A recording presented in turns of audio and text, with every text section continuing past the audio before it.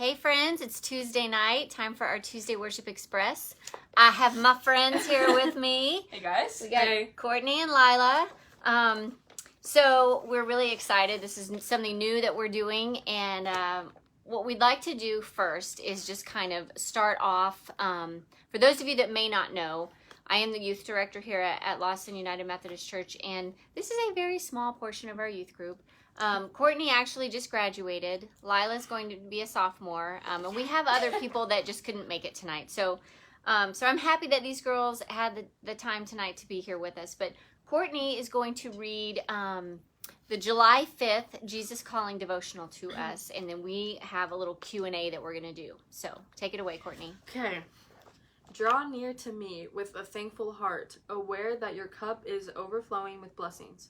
Gratitude enables you to perceive me more clearly and to rejoice in our love relationship. Nothing can separate you from my loving presence. That is the basis of your security. Whenever you start to feel anxious, remind yourself that your security rests in me alone, and I am totally trustworthy. You will never be in control of your life circumstances, but you can relax and trust in my control. Instead of striving for a predictable, safe lifestyle, seek to know me in a greater depth and breadth. I long to make your life a glorious adventure, but you must stop clinging to old ways. I am always doing something new within my beloved ones. Be on the lookout for all that I have prepared for you. No, you don't have to. Okay. Thanks, Courtney. I love that. And I love the, what was it that you said? I'm always doing something new within my beloved ones. So be on the lookout for what he has prepared for us. So the things that we kind of get settled into and start to feel a little bit discomfort, but we find comfort in that because it's what we're used to, he's always doing something new. So we have to pay attention. Okay, so I kind of gave them a little bit of an idea of what some of these questions would be, but I do want each of them to answer this if they can. What is the best piece of advice that anyone has ever given you?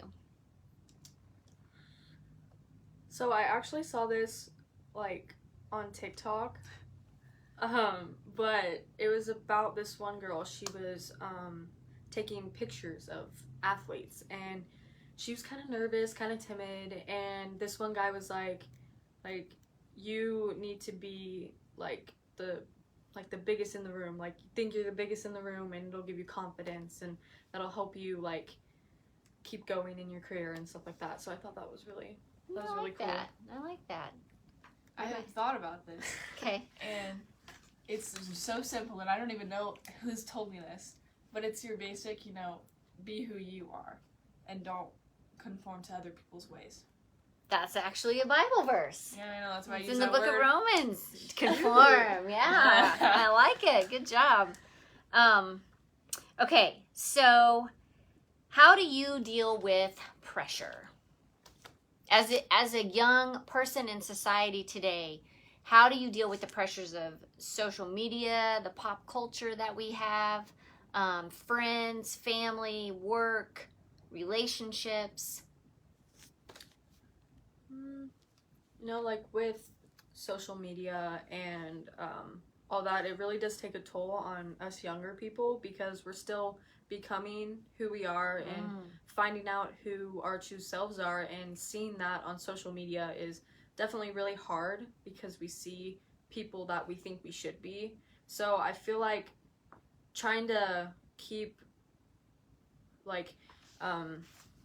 things that matter to you and keep that closer to you than trying to make yourself something different that's what I kind of do, is just try to find the things that matter most to me and not really care about the other stuff, because those people have their own stuff too. Yeah. Amen. I like that. Did you have an answer, Lila? Wait, I forgot what the question was. How do you deal with pressure? Social media, pop culture, family, when it comes friends. to social media, if it's something that I can't handle, I just stay away from it. I take a break, because it's definitely our lives now, but I definitely don't need to only think about social media. Yeah. Good. Yeah. Okay. Oh, here's a good one. Do you have a pet peeve that makes you irrationally angry? Chewing. chewing When loudly. people, When people chew loud, okay? yes, when people repeatedly ask me, "What'd you say?" or "Huh?" or when they tell me that I mumbled, even if I do, Don't tell you that, right? yeah. Yeah. Just won't. I'm probably guilty of saying that to her too, FYI. Excuse me. What are some healthy ways of dealing with anger? And while you're thinking about that, I'm going to move this back just a little bit. Okay. Healthy ways of dealing with anger. I try to get my mind off of it by, watching a show that I really like, or talking to my friends, trying to just get away from that anger for a moment and go back and think on it, like, why did I say that? What did I do? How do I make it better? And then just go from there. Instead of, like, lingering on that anger and just making your whole day bad because of it. I feel like that's really hard on people, because then it just takes away, like, just takes away from you, and I don't like that. Well, and I've struggled with that before. I've let the anger take hold of me, and people take it personally, and I don't mean for them to. But I'll like go for a run sometimes, or there's like a certain person that I talk to in my life that really understands where I'm coming from, and they will talk it through with me sometimes. And I think it's always good to have those people in your life that can relate to you and help you through something instead of keeping it to yourself. I think those are both very healthy. And some of you who know me know that one of my favorite songs is by King Harvest, Dancing in the Moonlight. There's a line in that song that says, you can't dance and stay uptight at the same time. And it's so true. So for me, I would say dancing is an outlet. I don't really get to do it as much as I used to, but I miss it, and I know that Zumba. yeah, Yes. you can't stay mad when you're dancing, right? Just can't do it. What is your biggest fear? Growing old. I don't want to be old. Understandable. Or is it a privilege? Is it a fear or a privilege? It's A little like bit of both. it's like being so old I can't do anything for myself, and I have to only have help on Yes. everything. Like, That's scary. I'm a person that I like to do I hate that something feeling. myself. I'm a control freak, Oh, yes. kind of. Okay. Very So individual. it's like on Grey's Anatomy, when the old people come in and they can't Mm-hmm. they can't do it themselves, and just it's like, oh my I god. It's don't want that to hard. happen to me. Yeah. I actually agree with that a lot, but I don't know, being like forgotten. I don't know when that would happen. I hope that wouldn't happen. That Like is- Kevin on Home Alone? Oh. Something like that, I guess. Yeah. Like, just so irrelevant that they don't even realize. I don't know. Yeah. That's scary. I don't think that would ever happen. No one can forget you. And clowns. Clowns. So, Clowns. okay, where do you think most people draw their self-esteem from? This is a hard question to think about. I said independence earlier. I think one thing I struggle with a lot is doing things by myself, which is really, really hard for me, because going off to college in a new city with thousands of people, and I really have to do everything for myself now, and by doing that, I'll find who I am. I mean, I went to the bank by myself the other day, Sure. and that really made me feel good about myself. Yeah. So things like that. Independence. Yeah, that's Yes. good. Being independent is something you have to learn, so I feel like that's mine. This probably isn't a good answer because then you seek validation from people. But I say like comments. My first thought was Instagram comments, but even in-person comments, getting those things that Yes. people notice. Like I've been told like my eyes are like the prettiest eyes I've ever seen. Yes, Like that's that's gonna true. make me feel good, Mhm. So even if it's coming from someone else, that I don't know. It makes you feel good, so that can definitely help. Yeah, I agreed. Well, no, I'll skip that one.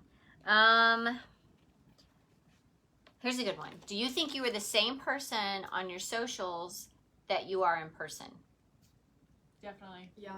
I'm very open on my social media, so But I would say that that's not true for everyone. oh, definitely not. No. People make social media their second personality almost. Yeah, they're different from what they are in person. I feel like if you stay true to yourself, then I feel like more people are gonna see that, and they're gonna want to be themselves, and it's like a chain reaction. And that's another thing, back on that social media thing from earlier. If you are being someone else then everyone else is going to be someone else, and it's just like, Just what's... spreads like a virus. Mhm. Yes. Yeah. And this is sad, but I think some people do this almost because they don't like themselves enough. Yeah. So they try to create this other persona, but it's not how that works. Mm-hmm. Yeah. So it's like you don't. Takes you down a rabbit hole. Yeah, you almost want to stay away from most social media if that's what you're gonna do. Yeah. Well, then it would be really hard to Find- remember who you are, Yeah. to find Yeah. yourself. Mm. Yeah. Interesting. So have you guys thought about what God's calling in your life is at this moment? I know that's hard because you're so young. Mm-hmm. But have you thought about it? I said this earlier, but I've thought about it, but I don't exactly know what it's telling me. Mm-hmm. I started to do this little like Bible talk thing on Snapchat Yeah. where I just like do a like daily little verse thing and I talk it through because that's how I comprehend the Bible, and I just wanted to share that with other people. But it's kind of hard to do a lot at the age I'm at. Mhm. You know, I can't go become a preacher or something. So it's like I do what I can, you know? Yeah. And I think that's good enough for now. But you know, God can also call you to not just be a preacher, but he can call you to just be a companion to someone who needs a friend, or he can call you to be a caregiver to someone who needs some help, or call you to, you know, youth to camp ministry, which is what you're doing. And both of you have been to camp, and Lila, you're working at camp, and you know, and Courtney's been a leader at the annual conference that we have as the youth representative. So I think you guys are answering the call, and there's still a lot more to unfold with all that to be revealed. But next question. What best describes you during conflict among friends and family? Are you a peacemaker, a fighter, a defender, an instigator, or a hider? I feel like what was the first? Peacemaker, fighter, defender, instigator, someone who I think starts it's it. the first three for me. Like, it depends on the situation I'm in. Mm-hmm. Because, like, there's sometimes, like, I just, like, I know I'm right. Like, I know, like, it's how I feel. Yeah, And you can't really change how other people feel. right, Because that's their opinion. right, So I'm like, it's my opinion, so that's kind of how I'm feeling. right. So, I mean, I feel like those three are kind of like the ones that you are, Yeah. but Mhm. it depends on which situation you're in. I just don't really feel like I try to pick fights, or I guess there are some times I hide. Like, I get so angry, I have to go away. Because if I say But anything, It'll not make do someone any good. mad, Yeah. and you don't want to make them mad, but Right. you're mad. Right. So you have to find like we were saying earlier about like outlets and anger. Mhm. You need to do that, Mhm. and then figure out a way to talk through it, Mm-hmm. and then you don't have to fight or instigate Yeah. anymore. Good answers. So, how can you tell if someone is a Christian? Their actions, and The way they treat people. yeah, I feel like treating people is like the biggest thing about being, like, treating people with kindness is biggest thing about being a Christian, because if, like, bullies, like, they obviously don't know, like, the love and compassion from Yeah. someone, Mm-hmm. so you have to treat everyone with kindness, like, all that kind of stuff. And That's a good point, because people aren't just born bullies, right? right, yeah, They have some sort of yeah, they have some kind of someone, experience. like, something at home, Yeah. or something's hurting them, so they Mhm. lash out, so that something needs to not hurt them anymore, and then they'll understand what's Mhm. happening to them. I just feel like being a Christian isn't going to church. It's like what our thing was a long time ago: don't just go to church, be the church. Yeah. And that's a big thing, because I know personally I haven't been at church recently, but that doesn't mean I'm any less of a Christian. Right. It means I just haven't been able to get out, but You can still be the light. yeah, you Yeah. can still spread it and Right. spread him, and it's not that you're not a Christian. It's just Well, and like Courtney's saying, like, it's not I'm a Christian because I have John 3:16 in my Instagram bio. Yeah, right. You know, it's not. it's trying to be more like Jesus and spreading. It's not just his, superficial. It's spreading his love to other people. Yeah. Man, you girls are on it. Yes. You didn't even need a I practice. don't even know. No kidding. So, okay, we're going to kind of try to wrap this up, but here's kind of a funny question. How do you feel about sarcasm? Oh my gosh, I love it. I am so sarcastic. That is, like, my friends will be like, okay, we're gonna go get ice cream. I'll be like, no. I don't talk seriously. Yeah. It makes life more fun. Yeah, I was raised in a very sarcastic household too, so I get that. Let's see. This is kind of serious for what we're kind of living with right now, but what is social justice to you? I struggled with this question. Yeah. I mean, now... We had to look up what's the definition of social justice, FYI. I mean, I feel like right now it's really hard with even grasping that concept. Even if, like, we don't really know what it is, we know what it is, and it's just kind of hard to even think about it, but, I mean... it can be a tough topic to talk about, too, because it's so hard to look at the things happening in our world and only be able to repost something. Yeah. Or like, tell your family how you feel. Like, it's too scary to go to a protest now. Because... in Lawson, Missouri. What am I going to do? Yeah, you know? I mean, I just saw something on social media that a 14-year-old got arrested because she had, like, one of those horns that you talk into. A megaphone? Megaphone, yeah. She had one of those, and they arrested her for it. A 14-year-old. And using tear gas on people for having peaceful things going on. What even is that? Well, do you think Jesus was involved in social justice? Yes. Yeah. But not like this. Yeah, I just think things have gone out of proportion lately. Like, starting back in 2020. Like, that's whenever it went, like, way out of... I just lost my page. You silly goose. It was Luke. It was Luke 4. Luke 4. Luke 4. 4. Yeah.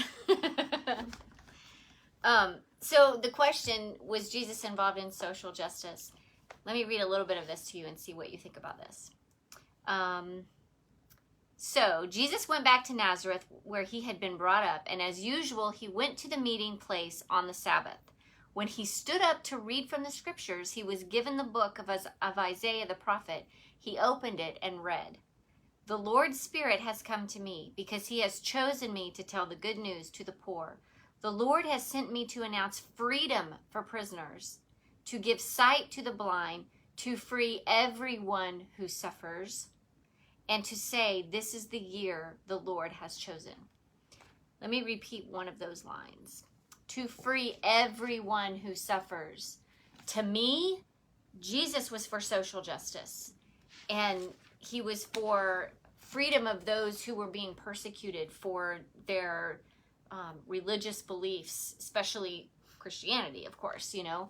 But there's a lot happening in our world today, and I think these young people have a lot to offer. They have a lot to say. They have a lot to think about everything that's going on, and we need to listen to them, because I'll tell you, I've learned a lot just from having conversations with them about things that are going on, things that maybe I didn't even understand or realize myself. So don't let anyone look down on you because you are young.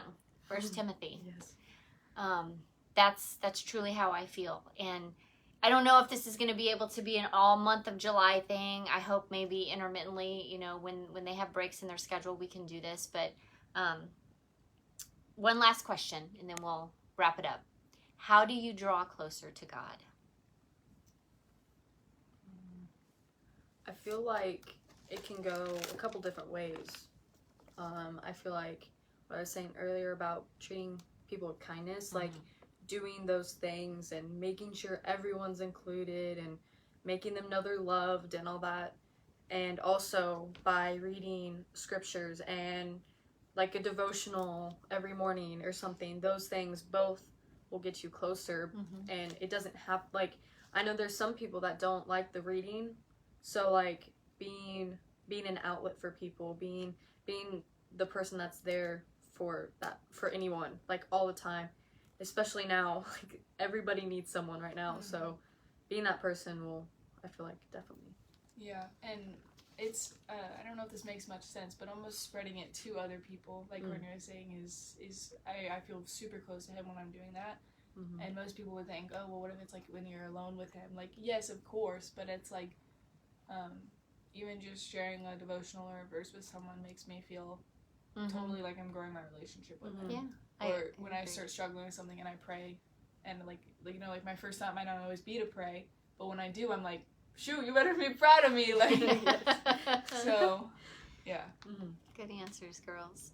Well, thank you for being here. I appreciate it, and we'll see. We'll see what happens in the next couple weeks. I don't know. It'll just be a surprise. But I love you guys. Thanks for joining us, and we will see you next time. Goodbye. Bye.